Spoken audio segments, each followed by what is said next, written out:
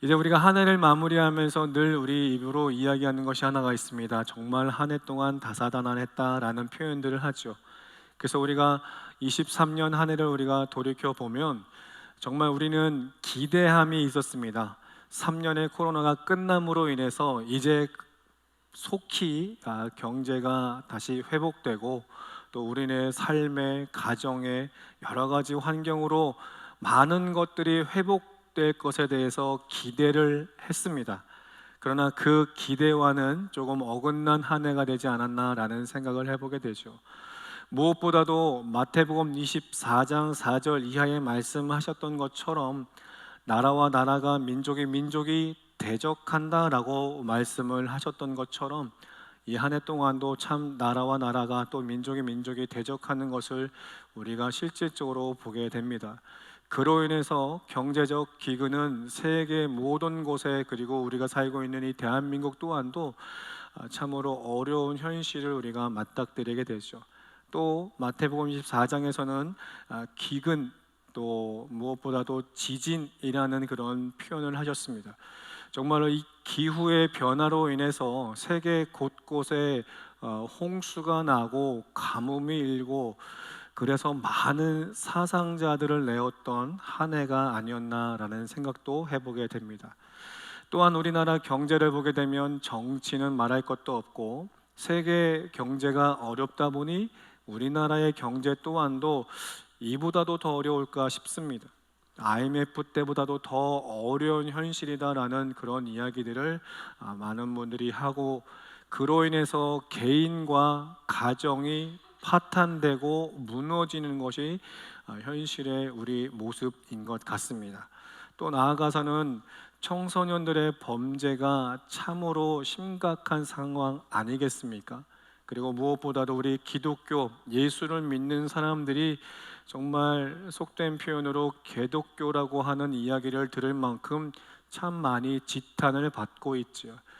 그렇게 지탄을 받고 있다 보니까 정말 내 안에 십자가의 흔적을 가졌음에도 불구하고 그 세상에 반드시 마태복음 28장 19, 20절에는 예수님께서 우리로 하여금 세상에 갈 것에 대해서 이야기하셨지만, 그 지탄받는 이 현실의 상황 가운데 있어서 우리는 가는 것이 아니라 숨는 그런 현실을 맞게 됩니다.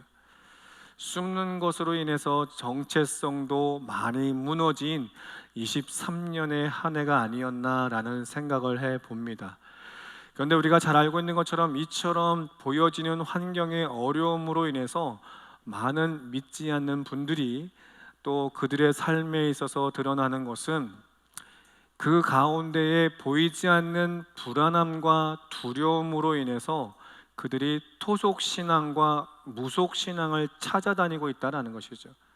점쟁이들을 찾아다니고 무속인들을 찾아다니고, 그래서 구술하고, 하다못해 타로 점이라는 것, 또 뉴스에 신문지에 나오는 그런 오늘의 운세마저도 정말로 가볍게 생각할 수 있고 그냥 웃어넘길 수 있다라고 생각할 수 있는 그 오늘의 운세마저도 믿고 그것에 조금 더 의지하는 현실의 문제를 보게 됩니다. 그런데 이와 같은 문제가 더 심각한 것은 우리 기독교 안에, 예수 안에 있는 분들조차도 그것을 따라가고 있다는 것이죠. 사실 부끄러운 이야기입니다만 목사들조차도 내일에 보이지 않는 불안함과 두려움으로 인해서 하나님께 더 매달려 기도하면 더 좋을 것을, 하나님의 말씀을 더 중심대에 살면 더 좋을 것을 목회자들 가운데 있어서도 그러한 무속신앙과 토속신앙을 쫓는 이들이 상당수라는 것이죠. 목회자뿐만 아니라 직분자들 가운데 있어서도 장로, 권사, 집사라는 또 개교의 많은 직분자들 또한도 세상 사람들과 다를 바 없는 그런 현실의 문제로 인해서 그 보이지 않는 두려움과 불안함으로 그런 무속신앙들을 쫓아다니는 현실의 그런 문제들을 보게 됩니다. 그러다 보니 우리가 그 모든 것들로 미혹되어지고 무너지는 그런 신앙을 보게 되죠. 또 무엇보다도 이 방송 매체를 통해서 각 종교의 대표자들이라고 하는 분들이 나오셔서 너희 종교에도 구원이 있고 너희 종교에도 구원이 있고 우리 종교에도 구원이 있다 해서 모든 종교의 혼합주의적 사고로 점점점 변해가고 있는 이 시대에 우리 성도들 또한도 그들의 그런 선행들로 인하여 나도 모르게 가랑비에 옷 젖는 오늘 현실의 모습을 보게 됩니다. 분명히 우리가 잘 알고 우리가 알아야 될 것은, 하나님은 우리가 웃으면서 혹은 이 정도쯤이야 하면서 세속적인 것을 우리가 접하게 되고 타협하는 그 부분마저도 하나님 앞에서는 진노의 대상이요, 하나님 앞에서는 야단맞을 수밖에 없는 그런 모습이다라는 것 우리는 기억해야 될 줄로 믿습니다. 오늘 이 23년 한 해 현 세대 가운데 이와 같은 이 문제는 오늘의 문제로만 끝난 것이 아니라 성경 시대에도 동일한 모습들이 있었다라는 것이죠. 오늘 우리가 함께 나눈 예레미야 시대 또한도 하나님의 사람들의 그 환경 가운데 있어서 오늘 우리가 겪고 있는 동일한 모습들을 발견하게 됩니다. 그래서 먼저 참고적으로 예레미야서의 기본적인 배경을 우리가 살펴보게 되면, 당시에 남유다의 16번째 왕이었던 마지막 종교 개혁자라고 할 수 있는 그 우시야가 주전 627년에 그가 왕 위에 오르고 약 13년의 시간이 지나 이 선지자 예레미야가 하나님께 부름을 받습니다. 그리고 약 65년이란 시간, 그래서 561년이란 그 오랜 시간을 그 하나님의 백성들로 하여금 하나님의 말씀을 증거하게 되죠. 그러면 그 시대에 어떠한 상황 가운데 있었기에 하나님께서 선지자 예레미야 통해서 말씀을 하시는가? 당시의 시대 상황을 보게 되면 우리가 잘 알고 있는 것처럼 주전 722년에는 아수르에 의해서 북이스라엘은 멸망을 당하게 되죠. 그때의 남유다는 그 아수르가 너무나 강국으로 보이기에 그들에게 조공을 바치고 그들이 믿고 있는 대표적인 신과 일월 성신을 이 남유다 백성들 또한도 받아들이게 되고 우상을 섬기게 됩니다. 그런데 그때에 다시금 이 바벨론이라는 큰 제국이 612년에 일어나 이 아수르의 수도 니느웨를 치고 그 치는 상황 가운데 있어서 이 아수르가 붕괴되고 무너지는 현실에 남유다는 이 아수르의 손을 끊어버립니다. 그리고 그들은 다시금 애굽이라고 하는 그 강국의 손을 내밀어 그들에게 협력할 것, 도울 것을 요청을 하죠.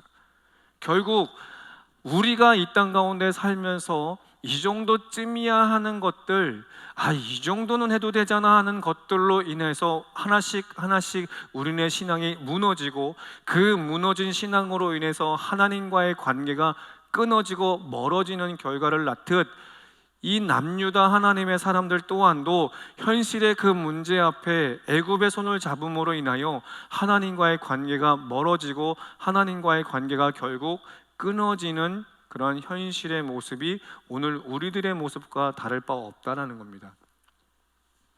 그런 시대 상황 가운데, 배경 가운데 있어서 오늘 함께 나누었던 예레미야 3장 1절로 8절까지의 말씀을 보게 되면 하나님이 선지자 예레미야를 통해서 말씀합니다. 그들이, 남유다의 백성, 하나님의 사람들이 분명히 북이스라엘이 왜 멸망했는지를 그들은 잘 알고 있다라는 것이죠.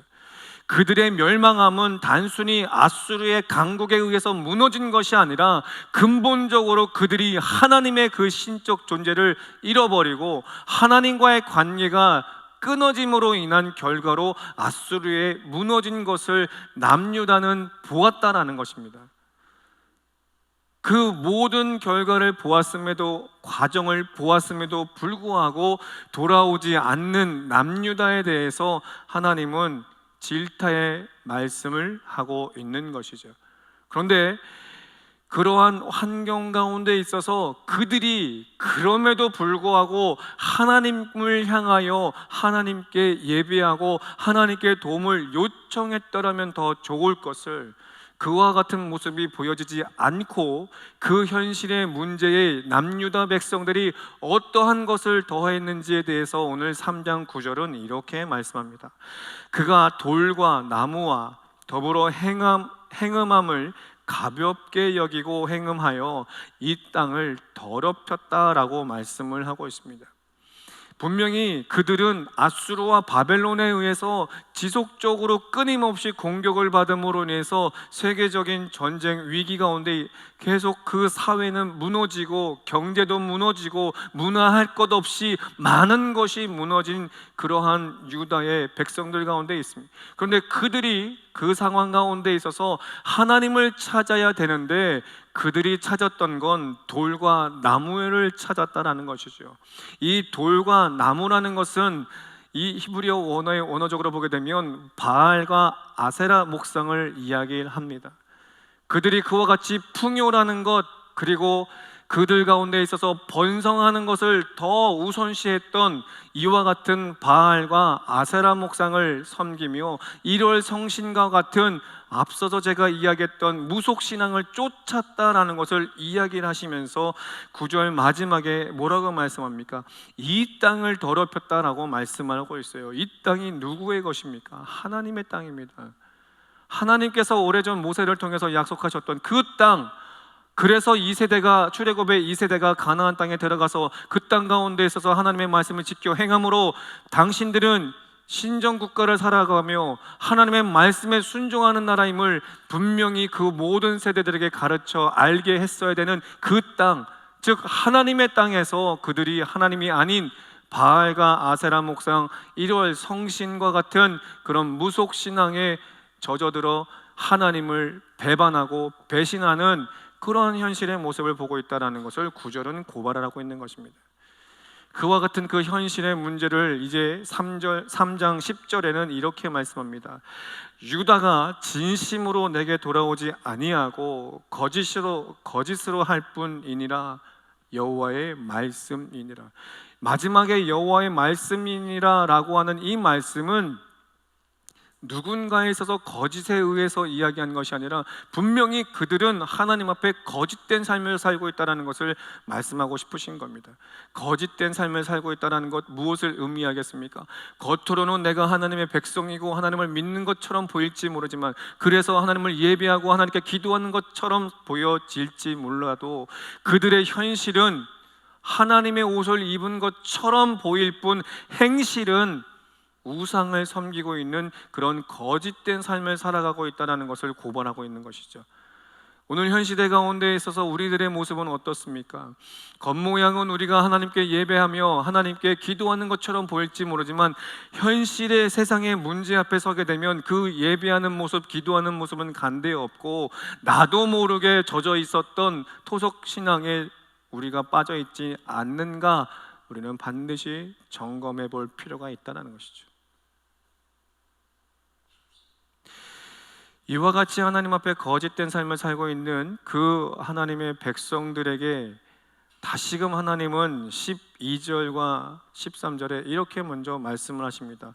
예레미야 선지자를 통해서 그 모든 백성들에게 이야기를 할 때에 너는 가서 북을 향하여 이 말을 선포하라 라고 말씀합니다.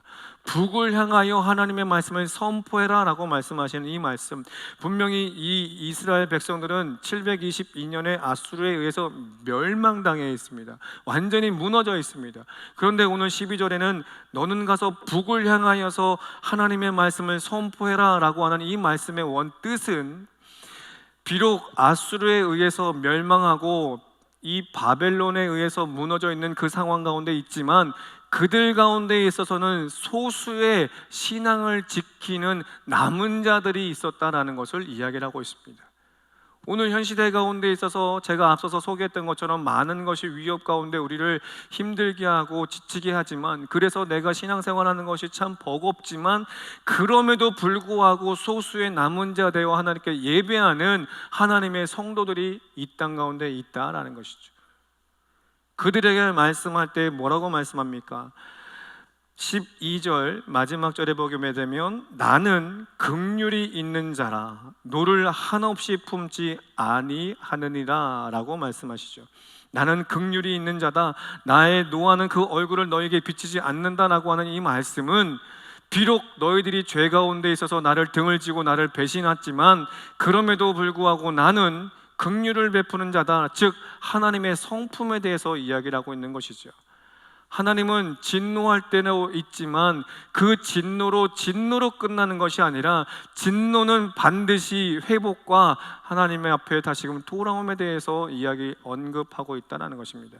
그러므로 이 12절 하반부에 말씀하고 있는 이 하나님의 성품에 대해서 말씀하시는 것은 내가 너희로 용서와 회복을 주는 분이시다라는 것을 언급하고 있다는 겁니다.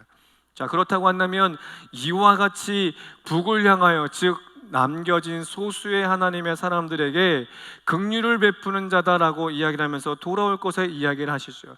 그러면 우리가 이와 같은 그 하나님 앞에 용서와 회복을 주시는 하나님 앞에 돌아설 때에 어떠한 모습으로 하나님께 가야 되느냐라는 것입니다. 오늘 본문의 말씀을 보게 되면 여러 가지 조건을 우리에게 제시하지 않습니다.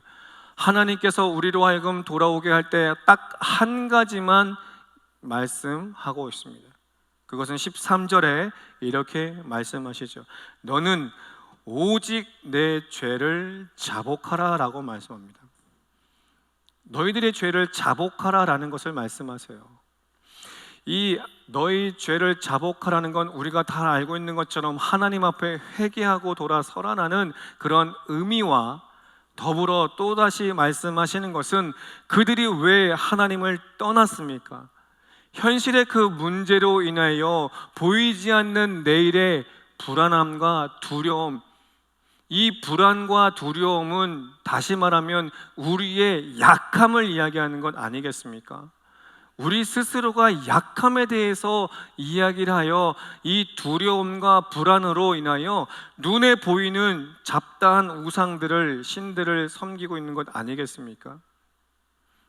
이와 같이 우리의 약함에 대해서 오늘 13절은 오직 내 죄를 자복하라 라고 말씀을 하고 있다는 것입니다. 다시 말해서 내 죄를 자복하라는 건 우리가 하나님 앞에 죄 지음에 대하여 회개함과 동시에 우리의 연약한 그 모습 그대로를 인정하며 하나님께 나아올 것에 대해서 말씀하고 있다는 것입니다. 이처럼 하나님 앞에 회개하고 우리의 그 연약함을 인정하여 하나님 앞에 나아간다면 그 하나님은 우리에게 14절과 15절에 세 가지에 대하여 우리에게 주실 것을 약속하고 있습니다. 첫째는 14절에 여호와의 말씀이니라 배역한 자식들아 돌아오라 나는 너희 남편임이라 라고 말씀합니다. 남편이다 라는 것은 너희의 주관자 되어줄 것을, 주인 되어줄 것을 이야기를 하고 있는 것입니다.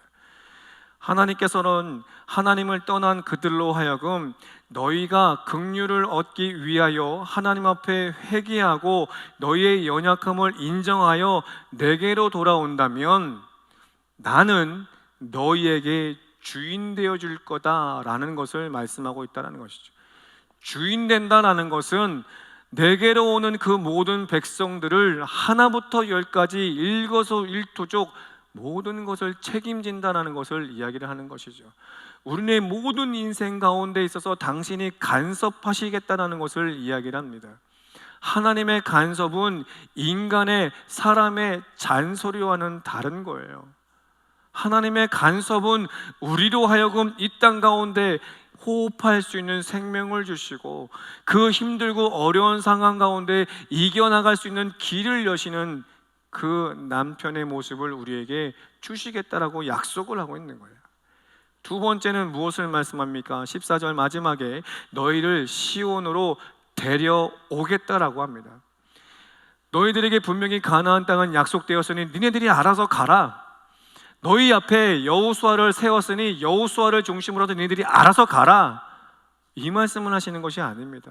분명히 너희를 시온으로 데려오겠다라고 하는 원어적인 뜻은 내가 너희를 처음부터 손을 잡고 함께 어디까지, 시온에 이르기까지, 약속의 땅에 이르기까지 내가 너와 함께 할 것에, 내가 너를 지키고 보호할 것에 대해서 약속하고 있는 거예요. 다윗의 그 목장 되어지는 그 역할을 할 때, 양을 칠 때 보십시오. 양은 결단코 스스로가 목장에 찾아갈 수 없는 존재입니다. 그래서 그 양을 칠 때는 분명히 목자장이 필요한 거겠죠. 이처럼 그 하나님께서 약속되어진 시온에 들어가기까지, 천국에 이르기까지 당신이 그를 붙들어 인도하며 그 모든 위협으로부터 지키고 보호할 것에 대해서 약속을 하고 있는 거예요. 어떻게 하면요?